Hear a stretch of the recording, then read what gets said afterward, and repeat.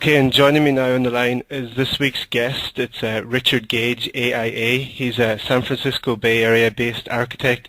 He is a founding member of the Architects and Engineers for 9/11 Truth campaign, and that's why he's joining us this evening. So, Mr. Gage, you're very welcome to the Irish side of the moon.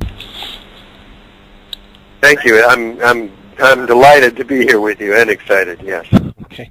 So basically, where we start, and we start with most of our guests, just to see where you first became interested in this. So I just wonder how you became involved in the 9/11 Truth movement and the founding of the Architects and Engineers for 9/11 Truth group. Yes.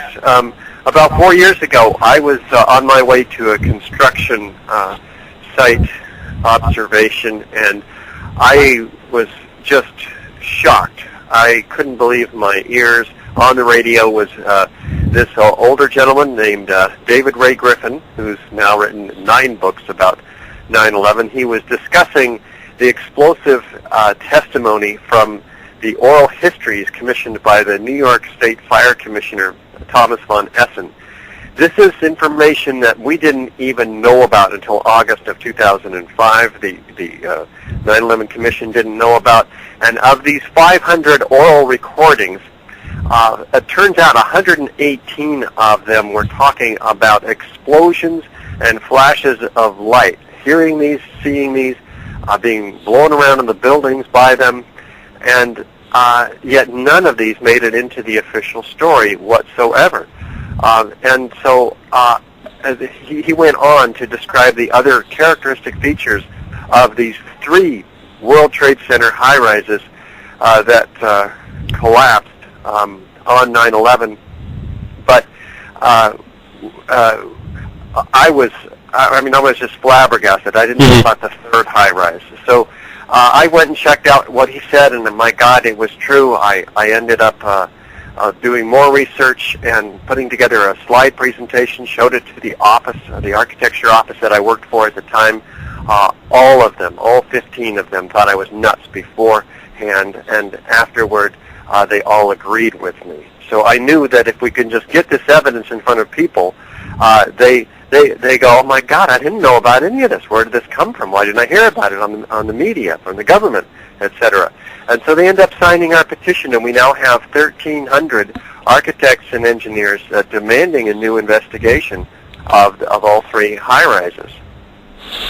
Okay, and so the evidence that Dr. Griffin presented on the radio, and then that you've carried on your own investigations from, can you give us just an idea, I suppose, of the major points in the official reports by, from FEMA and from NIST that you and your group have a problem with, that you think maybe it's false or misleading?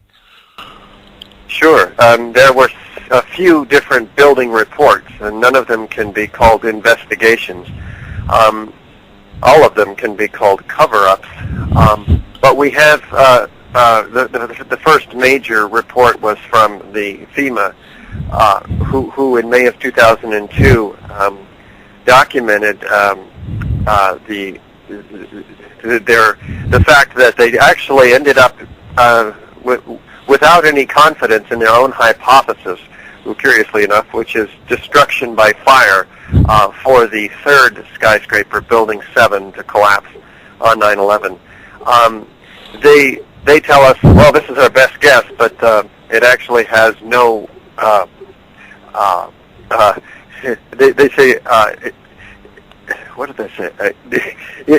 There's very little evidence to support their best hypothesis. Collapse by fire, because of all of the other information that, for instance, this building collapses straight down, uniformly, symmetrically, and at almost free fall into its own footprint in the afternoon of 9/11 at 5 p.m. This Building 7.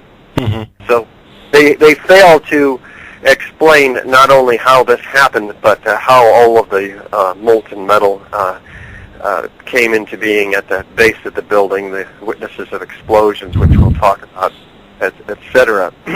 But their official, they were taken over by NIST, the National Institute for Standards and Technology, that investigation, and NIST eliminates from their report some of the evidence which FEMA did put together, which is documenting the melting of steel, which can't happen by normal office fires. Office fires only get to be about 1,400, maybe 1,600 degrees at their hottest, and steel doesn't begin to melt until twice that temperature, 2,800 degrees. In centigrade, that's about half of those numbers. And so we have some real problems with the official story, with the NIST report in particular, which tries to justify collapse due to fire. And in normal office fires, in the case of Building 7, they actually try to dream up a scenario where, for the first time in skyscraper fire history, first of all, no skyscrapers have ever collapsed due to fire. Second of all, we have these long span beams which push this girder off of its seat on column number 79, causing the internal failure first for the first 10 seconds. And then the overall shell of this building coming down as it does in just 6.5 seconds. And they have computer models that are quite elaborate that they will not release any of the data inputs for, that basically show this building falling apart like a sandcastle, and inside, and then the outside coming down, and it actually begins to tip over in their computer models. So they can't even get the computer models to reflect what happens in reality. This building, a far cry from the video evidence that shows this building dropping straight down uniformly, symmetrically, and at free fall acceleration, as fast as a bowling ball falls off the top of this building. That's how fast this building comes down. That means that the hundreds and hundreds of columns in this building in the lower section are giving way all at once. There's no support from any of these vertical elements. And all across the floor, uniformly, within a fraction of a second of each other. That's the only way you can bring a building straight down. If you have a deviation in that pattern, the building will begin to tip over. Well, fire is not precise like that. It can't remove all those columns all at once. Only explosives can. And in fact, we have the evidence of explosives found in the debris pile at the bottom of not only Building 7, but the World Trade Center. This thick pools of molten metal. The fire department personnel called it flowing like lava. This material takes well over 3,000 degrees to get to that state. Well, what can produce that? Well, it turns out by scientific analysis, chemical analysis, to be iron. It's not even melted steel. It's a whole new element. It's molten iron. Molten iron is the byproduct of thermite, an incendiary used by the military to cut through steel like a hot knife through butter. So thermite cutter charges can explain the cutting, the removal of all of these columns, because there are devices that allow use thermite to do just that, and it's actually more efficient than the device itself is more efficient than cutter charges used with high energy explosives like C4 or DX. But those produce bright flashes and loud bangs, and so a deceptive controlled demolition would need something else, such as thermite. But that has this whole other set of evidence that we're talking about with all the molten metal. So it wasn't produced. It wasn't shown. I mean, there's videos and photos of it, but the official reports ignore all of this data.